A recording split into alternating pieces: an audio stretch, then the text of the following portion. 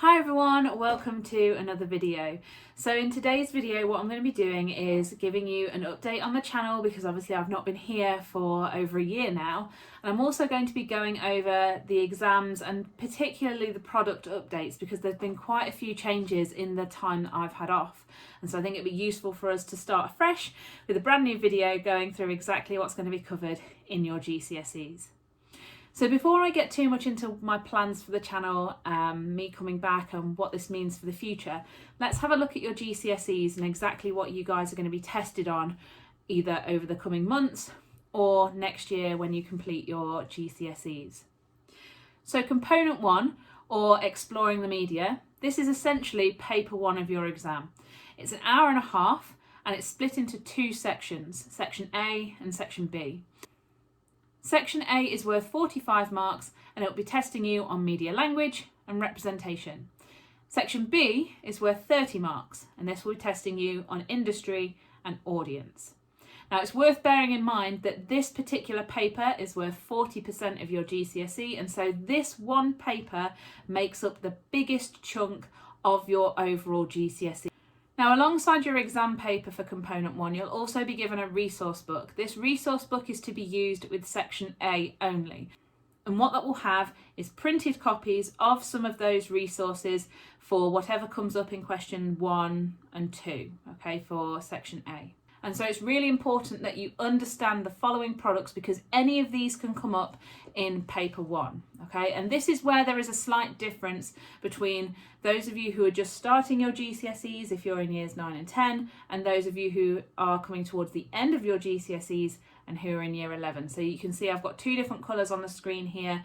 Any of the products that are ringed in the purple border are going to be for those of you who are in year 9 and 10, and anything that's ringed in the red border is specifically for those of you who are in year 11. If it doesn't have a border, then it is the same for both year groups.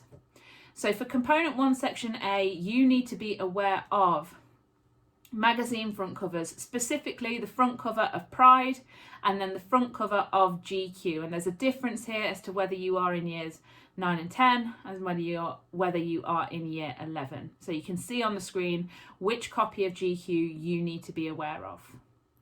You also need to study film posters, and specifically we're looking at James Bond here. If you are in years 9 and 10, you'll be looking at No Time to Die, as well as The Man with the Golden Gun. If you're in year 11, you'll be looking at the Spectre poster. You also need to be aware of advertisements. These haven't changed, so these have stayed the same since the GCSE was released. And you also need to be aware of newspaper front covers. Now, if you are in year 11, you will be looking at the newspaper front covers that focus on Brexit. If you are in years 9 or 10, depending on when you start your GCSEs, you'll be looking at those that focus on coronavirus. Now for section B, there are also a few changes, although this won't impact you too much because the overall topics are going to stay the same. So for section B, you need to be aware of newspapers with a particular focus on the Sun as a product, not just that front page, but the Sun as an organisation. You need to look at radio and in particular focusing on the Archers. You need to be aware of video games with the focus on Fortnite, and you need to be aware of film industries. And this is where the only difference in section B will occur. If you are in year 11, the focus will be on James Bond and 007 as a whole, but looking at Spectre, whereas those of you who are just beginning your GCSEs, whether that is year 9 or 10, again, the focus is on James Bond and 007 as a whole, but with the emphasis on No Time to Die.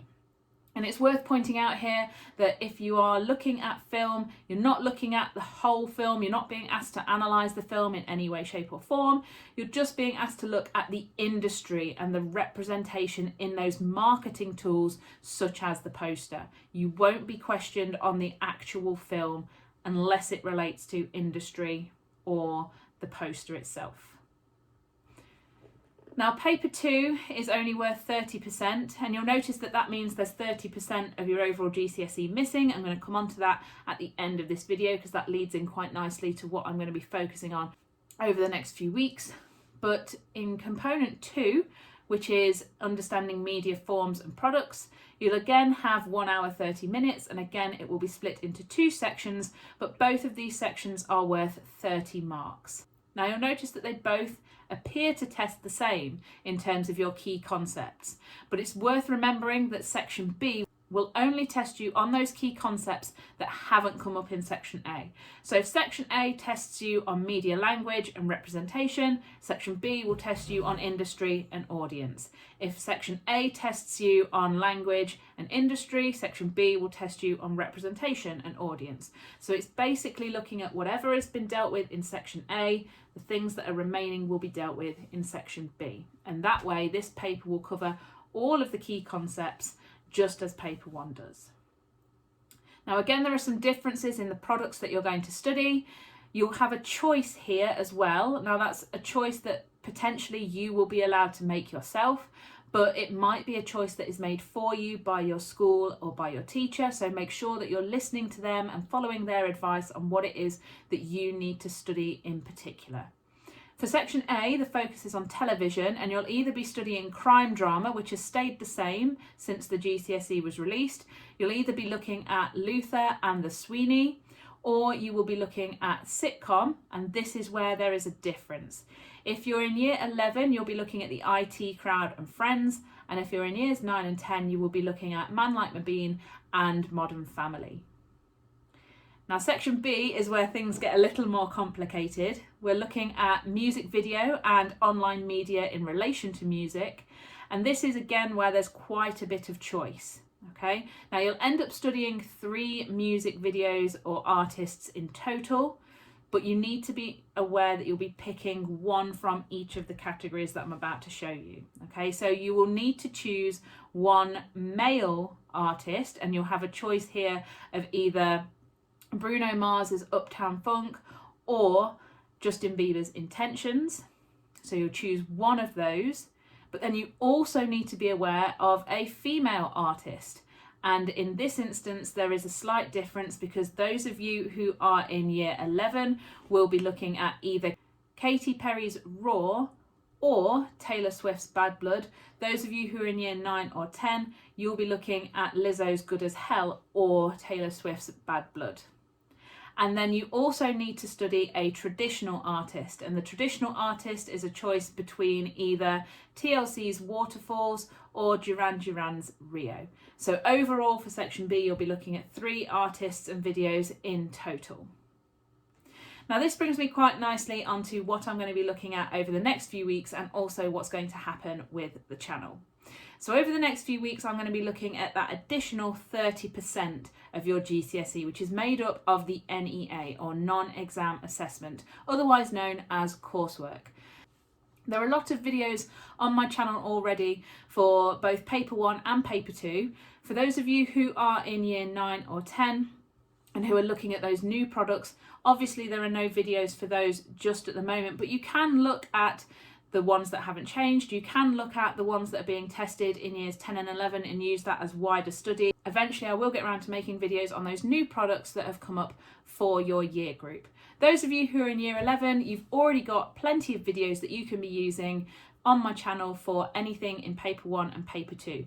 Now, as well as the NEA, I'm also going to be doing some videos that are ever so slightly different and that I haven't done before on the channel.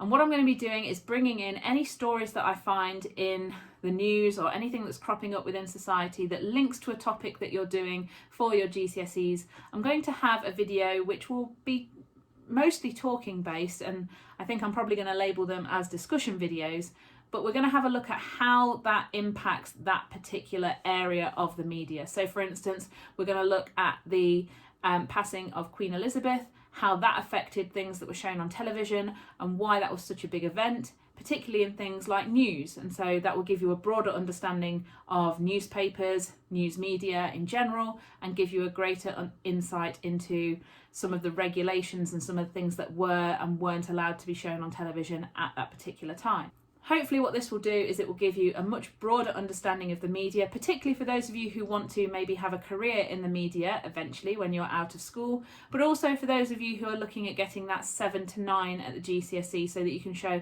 a greater understanding and a broader understanding of things that are happening within that particular sector of media. As always, If you subscribe and you hit that button down below, then not only will you get notified every time I release a new video, but I'll also be bringing back the shout outs that I did previously when I was making videos.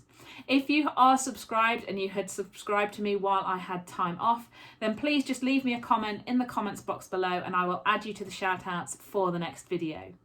You can also leave me comments down below if you have any questions, ideas or suggestions for future videos. I keep a track of all of the suggestions that you make, and I have got a list of things that I'm going to tackle over the next few weeks and months, some of which have been suggested by you. Please do be aware though that I am making these in my spare time still, even though I'm not a teacher anymore. This isn't my main job. And I am doing this on my phone and with very limited technology. So try and be kind as you're leaving messages down below. I read every single one of them and I do try and respond to every single comment that you make as well. Hopefully you have found this little update useful. Hopefully you're looking forward to the videos that I'm about to make, and I'm looking forward to seeing you again in the next video.